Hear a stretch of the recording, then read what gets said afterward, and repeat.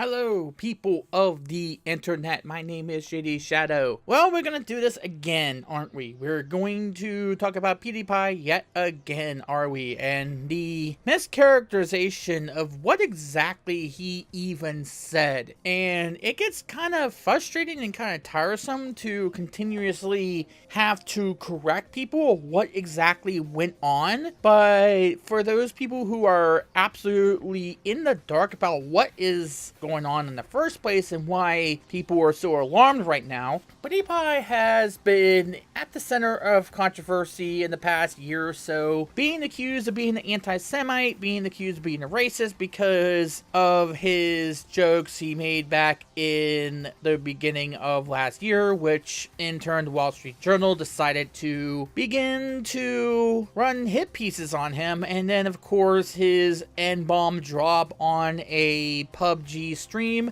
Of course, he is from Sweden, so that may have a bit of different context than what we obviously have here in the States. Be it as it may, sometimes that really doesn't matter to some people. Context doesn't really matter, or people will strip the context in order to get their own agenda out there. I decided to become more educated about the whole idea, and perhaps people should be more educated than they sometimes are. However, some people seem to be educated far beyond their intelligence, with Reset Era being probably one of the major places where most of the people are educated beyond their intelligence. More on that here in just a moment, because what has been going on lately that PewDiePie has gotten into controversy about? Well, if you are not aware of the subscribe to PewDiePie meme, apparently T-Series was slated to unseat him because they were getting just as many subscribers as he has, which is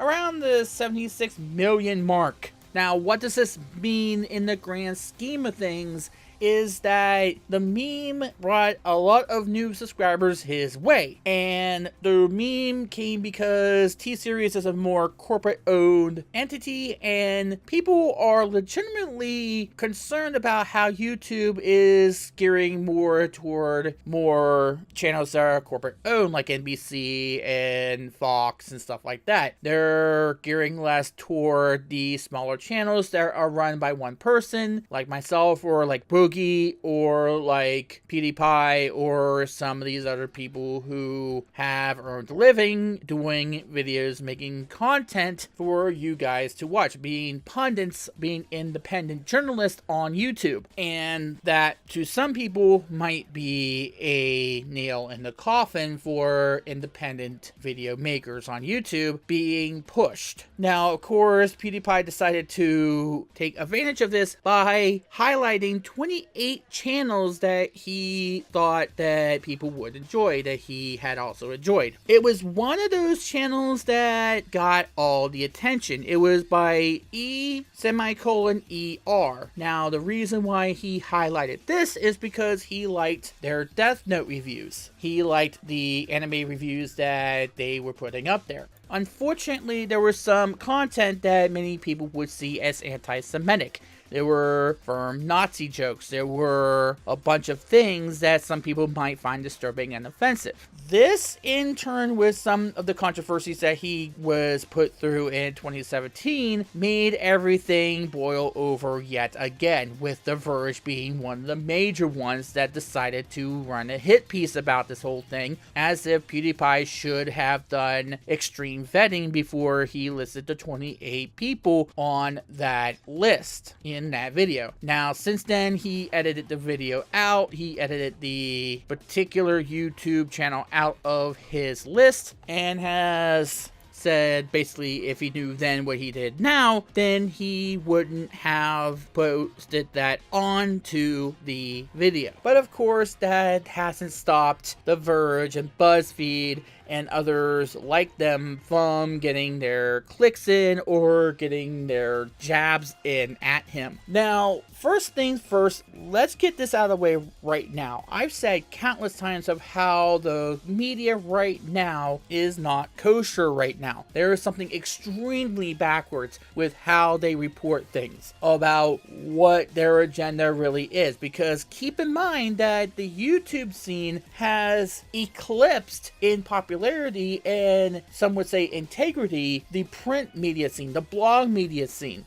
And because of that, there is this conception that people in the print media scene want to do whatever they can to bring down those YouTubers. They had a great hatred for Total Biscuit when he was still alive. Some people, of course, praised him, but there were some people who didn't really like him for what he stood for, which was transparency and a elimination of nepotism within the gaming media scene. Of course, we all know that YouTube and its personalities are bound under FTC guidelines in order to disclose whether or not they're getting paid sponsorships in order to promote games. That is something that we have to do, that is within United States law. Print media does not have those laws. They do not have those laws put forth upon them. I do think this needs to be addressed because look what ends up happening. It is because of this that the print media doesn't think that we have the moral high ground against them, which we obviously do. And because of that, they seem to be able to get away with these things, seem to get away with acts of nepotism and lack of transparency. And it might seem like it's a conspiracy theory to somebody who knows nothing about it or has seen that some of those blogs are also those that support things that any sane person would support, like equal rights for minorities or those with different social backgrounds than the norm, things that you would expect a Democrat to fully support, things you would expect a progressive to fully support, myself included. So those are the people who would also post things like this, and you may become sort of fooled as to whether or not you should believe every single little word that is in that story about things like PewDiePie or YouTubers as a whole. I mean, take a look at the BuzzFeed articles and the Verge articles about this whole situation with PewDiePie that he was in just recently. As far as I'm recalling, and please correct me if I am not getting everything correct in what they said, it seems as though that they can't even get their own facts right about what is going on in order to inform the people who are reading these things of what exactly is going on. They're skewing the facts either intentionally or without any awareness that they're doing so. And if we can't even get the facts straight, how can we even discuss the merits or the morality or whatever of what exactly happened? They can't even get their facts right. We got to get past that before we can even go into the dialogue, into the critical thinking, into the discussion about these issues. But you guys already know that. You guys already know that because we've said it time and time again. Or do we? Do we know that these people have a history of saying things in order to push an agenda that involves labeling YouTube or YouTube creators as a bunch of racist bigots? Because the most frustrating thing is that we've said this for a lot of times now, for years now, and yet the very first thing that someone does when they see something like The Verge or the BuzzFeed article, what's the first thing they do? They don't even look past the headline. They will just say, hey, that means he's racist, and they will do knee-jerk reactions on Twitter or on Facebook or any form of social media saying, hey, this means that he actively did this or that. That must mean he's a racist. That must mean he's whatever they say that he is. Excuse me, when was BuzzFeed or The Verge the absolute only place that you could get the absolute truth that was never erroneous in any sort of way? When did we stop questioning media outlets as to what the story even is? Why have we stopped going towards several sources in order to get the full story about what is going on? I mean, I saw a post on Twitter saying that someone had severed a 10-year friendship over something like this. And my first thought was, if you are willing to sever a 10-year friendship over something that you don't know that is the truth or not, or at least not the truth as it pertains to what actually occurred and not just what the media wanted you to believe, then I would hate to be someone who owed you money or had an affair with your wife or husband or something else altogether. I would hate to be that person, because if you're willing to end the friendship over something as, I'm sorry, but it's really trivial as this, as an opinion, then wow. I mean, BuzzFeed even got smacked down because they went even further and tried to say that a clip of him laughing was him laughing at a particular name in the game that someone picked out for their character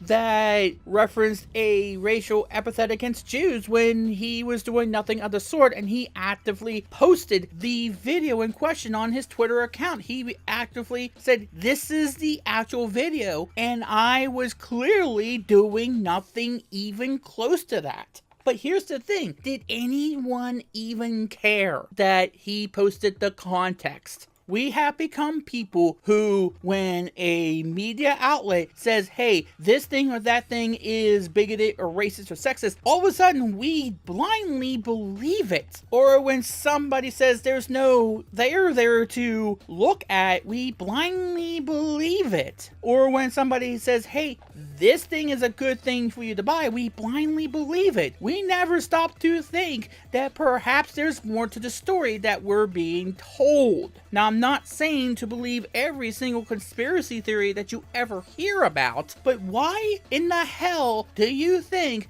there are more people who will go to YouTube to figure out whether or not a game is worth buying than to go onto GameSpot or IGN or Polygon or Kotaku? Do you think there's something there you might want to pay attention to? Something that might jog your mind into thinking, okay, what is going on? Why are these people going onto YouTube to figure out whether a game is good or not? Whether or not a game is worth checking out? Maybe it's because they don't like these sites, or there's something about these sites that they don't want to be a part of. And it doesn't matter what part of the political spectrum they fall upon, they don't like their game coverage for some reason. It doesn't matter whether they're right wing or left wing. It doesn't matter. Why should that have any bearing on whether or not a publication is good in what it does? Why have we stopped questioning? Why have we stopped asking for clarification of stories? Why haven't we gone and do any of our own research? When did we stop thinking for ourselves? What has gotten us into a point when if this particular publication says it, then it's true, regardless of what someone else that might know a little bit more about the story than any other person, and if they say something different, they must be lying, even though they probably know a good bit more because they probably watched that person, or they're probably in that whole ordeal, or maybe they are a YouTuber as well and they can tell you what it's about. How is it that a random journalist on Kotaku or Polygon or Rock Paper Shotgun or The Verge or BuzzFeed knows more about YouTube than a YouTuber, than somebody who posts to YouTube daily? How is it that you think, or anybody thinks, that that makes any damn bit of sense? But yet, there are people who do that daily. They will see that someone posts, hey, this YouTuber did this, and say, oh, well, that means every single person on YouTube is absolute garbage, which is what Reset Era has done. For some freak reason, Reset Era, most of their posters have begun to get on this bandwagon that every single person on YouTube is full of crap and acts like some sort of garbage person. And I don't get why. Where in the world did it get to that point? How is it that they are thinking that way? And yes, there is a thread right now on Reset Era about this whole ordeal. And yes, they mischaracterize it because why not Reset Era be the ones that actively go and try to be the morality police on gaming right now? And yes, they made it even worse. If you can even believe that, go check out the thread. It will be in the description below the video, of course, the archive, because we are not going to give them any actual page clicks. But if you know anything about Reset Era by now, this is the most circle-jerky echo chamber ever assembled in video game forum history. This is a place where no actual conversation is allowed to form because they have kicked out everybody who has even a semblance of a different perspective. And of course, that doesn't mean that, hey, we like all racists. That has nothing to do about anything. I could sit here and say that I hate the way Reset Era handles its community. And I am as progressive as you can ever get. You all know my positions. Yet, this whole thing that's going on right now has got to change. This wouldn't get to this point if we just shut up for 2 minutes and listen to another side. And by that I don't mean, oh, listen to any Nazi. I'm not saying that. But what I am saying is to stop listening to every single thing BuzzFeed or The Verge or somebody like that tells you, because they obviously got a freaking agenda. And we've told you this time and time again, and you refuse to listen. Why? Because apparently they're on the political side that you're on as well. And this has nothing to do about politics. Nothing to do about that. But if you want to get into politics, if you want to get political about this, we've done the same thing, rightfully so, to Fox News and Sinclair Media. I've done it to them. So we can question media outlets. We can question journalistic integrity. So why can't we do it here? Why do they get a free pass? Yes, they deserve to be questioned. Fox News and Sinclair Media deserve to be questioned. They deserve the scrutiny that they get. But at the same time, you can't just question one side's pundits and then suddenly say that the other side gets every single free pass in the world. If BuzzFeed and The Verge do something that is not truthful, then you have to call it out just the same. Why is it that this is getting a free pass? Now, I'm not saying everything PewDiePie has ever done is kosher. Of course he has had to apologize, rightfully so. And I get it. I get why people are not giving him as much of a free pass here, because there has been a bit of a history as to what is going on and what he has done in the past. But keep in mind that he, in that video in which he says oopsie about this whole thing, that he was trying to distance himself from this whole idea of making these kinds of jokes because of the trouble and the drama he has gotten himself into as a direct result. And really, do you think that maybe a fan of PewDiePie, someone who has watched him for a long time, would know a lot more about what his content is like than some random person on BuzzFeed or The Verge who might have an agenda as to why they wanted to bring this whole thing up?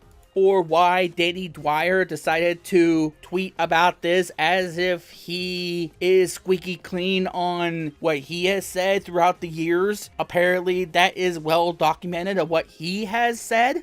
And no, I'm not saying that BuzzFeed or The Verge don't do great journalistic work about things like the Trump administration or the troubles they are having. Of course, they deserve all the scrutiny in the world. The Trump administration does, but this is not about that. When they do stuff like this, and we never call them out on that, it makes you wonder sometimes. And it makes you think about just where exactly our heads are at. And if somebody even dares to question any part of it, we decide to use third-party block lists or ban somebody from forums or what have you. We're not saying that we condone racism or bigotry or homophobia or anything about that. But what we're saying is this whole thing an act of racism? Did PewDiePie mean to do this? Was it an honest mistake that anybody could have done, by the way?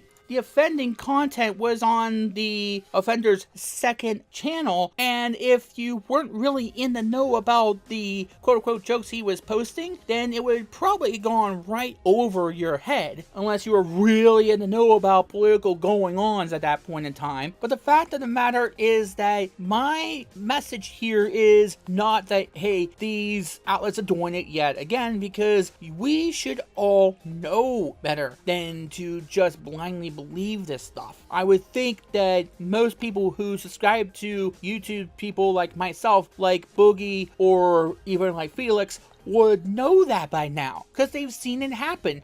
And they have followed us long enough to know that that's not what we do. That is quite obvious to anybody who has followed me or anybody on YouTube for God knows how long. But apparently that's what we have to keep saying, because something is not clicking. I don't know what I have to say in order to get that to click. That there is this whole effort because these big media outlets want to take down the independent scene in any way they can, even if it's so far down the moral totem pole that you have to get a shovel and go down to the core of the earth in order to find the bottom. And of course, we're not going to be perfect. Hey, hello, we're not perfect. We make mistakes. We make very big mistakes sometimes, but it's not whether or not we make mistakes because, hey, hello, we're human. We are just normal human beings like you would be, but it's what we do about those mistakes. If we pick up the ball and we carry it to the next thing or whatever,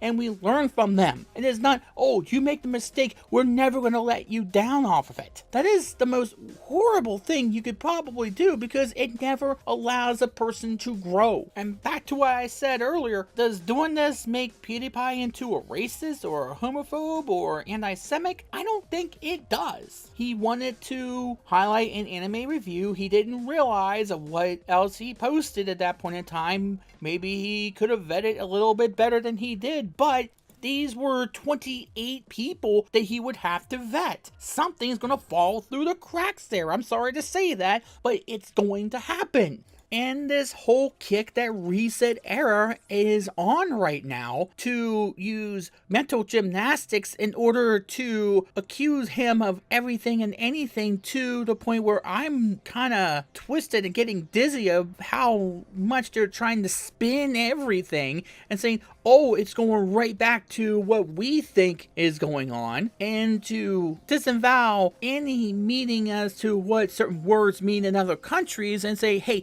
we're the US. We're the only ones that matter. And we don't know what we got to say to get people to understand to not believe the first thing that comes out of these people's mouths. Sometimes they do good work, but other times they kind of do crap work. And it would help everybody if you don't shut out the people who might know a little bit more about these guys than they might. Why is it that they seem more qualified to you than somebody who might be a big fan and have watched every single piece of content they ever produced? That makes no sense. And if you're doing that, then there's something with you that has to change, not the YouTuber. The majority of us YouTubers are not bad people. Please don't let anybody else tell you otherwise, and please start questioning the sources of these stories, because when you're letting BuzzFeed get away with making something up about what happened in the game that PewDiePie was playing, that says a whole lot about where we are right now. Thank you for listening and taking the time to watch this video. My name is JD Shadow, and that just happened.